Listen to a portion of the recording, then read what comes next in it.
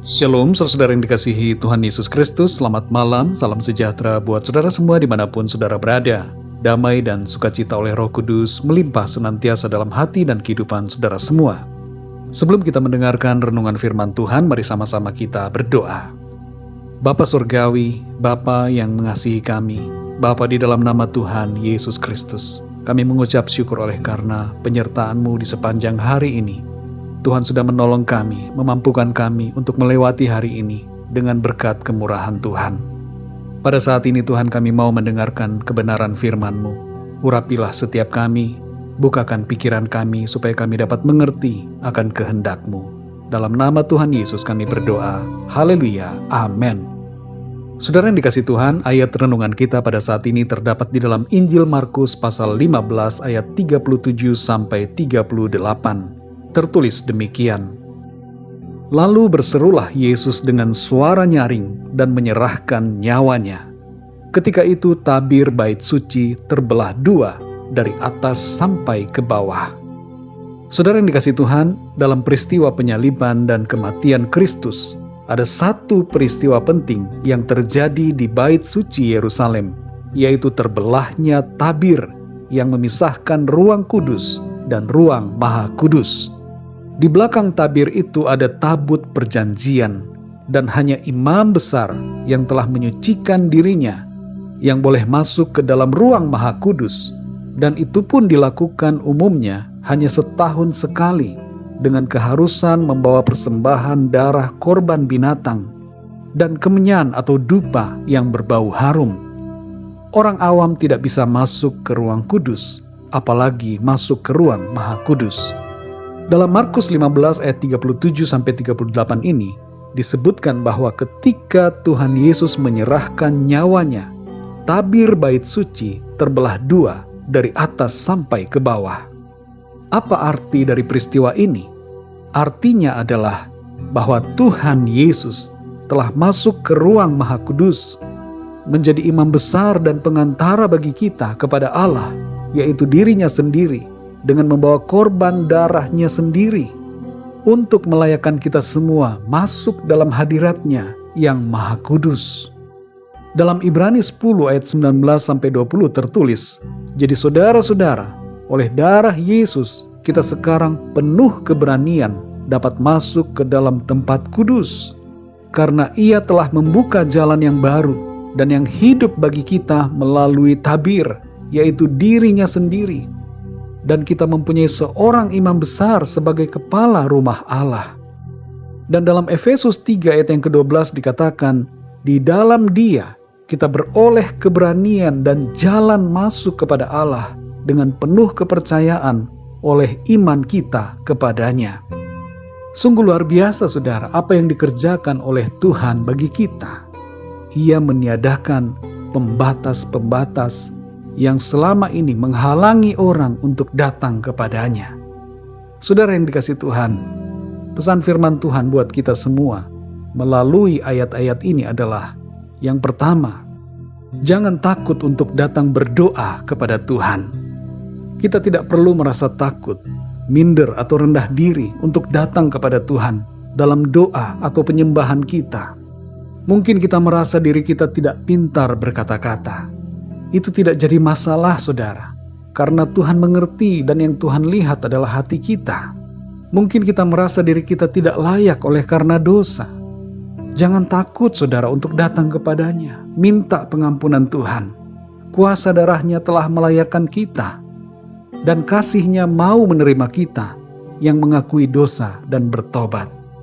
Yang kedua saudara, kita semua dapat berdoa kepada Tuhan tanpa harus mewakilkannya kepada seseorang.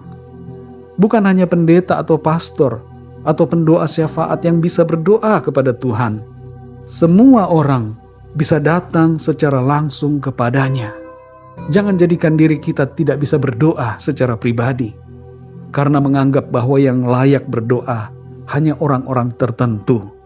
Sadari saudara, Tuhan Yesus sudah melayakkan kita. Yang ketiga saudara, bersyukurlah karena Tuhan telah membukakan jalan bagi kita untuk datang kepadanya. Pada masa perjanjian lama, Dan dalam konteks masa perjanjian baru pada waktu itu, orang-orang begitu sulit datang kepada Tuhan karena harus diwakili oleh imam. Tapi oleh korban Kristus dan oleh karena kasih Tuhan, Tuhan telah membebaskan kita dari berbagai aturan ibadah lahiriah. Kita bersyukur saudara, karena kita dapat datang kepadanya, menyembah Dia dengan apa adanya kita. Saudara yang dikasihi Tuhan, tabir yang terbelah menandakan bahwa Tuhan memberikan dirinya dapat ditemui. Ia memberikan kita keluasan untuk datang kepadanya, dan Ia membuat kita dapat menyembahnya dalam roh dan kebenaran. Semuanya ini terjadi karena kasih-Nya kepada kita. Hari-hari ini saudara, kita melihat tabir yang terbelah itu berbicara mengenai runtuhnya tembok-tembok gereja dan denominasi yang seringkali menjadi pembatas kita. Sekarang ibadah tidak lagi harus di gedung, tapi kita kembali kepada esensi dari ibadah, yaitu menyembah Tuhan dalam roh dan kebenaran, di mana saja dan kapan saja dalam keseharian kita. Sungguh luar biasa apa yang dilakukan Tuhan bagi kita. Mari kita berdoa saudara. Bapa kami yang di surga, Bapa di dalam nama Tuhan Yesus Kristus, kami mengucap syukur Tuhan oleh karena firman-Mu yang mengajar kami, membukakan mata rohani kami, sehingga kami dapat mengerti akan kasih-Mu dan karya-Mu yang begitu luar biasa dalam hidup kami. Engkau merobek tabir yang membelah ruang kudus dan ruang maha kudus, dan melayakkan kami untuk masuk ke dalamnya, oleh karena korban-Mu ya Tuhan Yesus.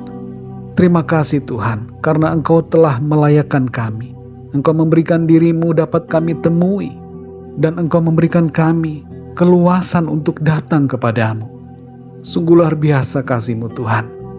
Kami bersyukur kepadamu. Sebenarnya kami tidak layak ya Tuhan, tapi Engkau melayakkan kami. Kami tidak mampu, tapi Engkau memampukan kami. Kami tidak sanggup, tapi Engkau memberikan kami kesanggupan. Engkau mengerti setiap permohonan kami. Engkau mengetahui isi hati kami. Dan Engkau menjadi imam besar kami ya Tuhan. Padahal Engkau sendiri adalah Allah yang maha kudus. Namun Engkau mau dan rela menjadi pengantara kami kepada diri-Mu. Terima kasih Tuhan, kami bersyukur kepadamu.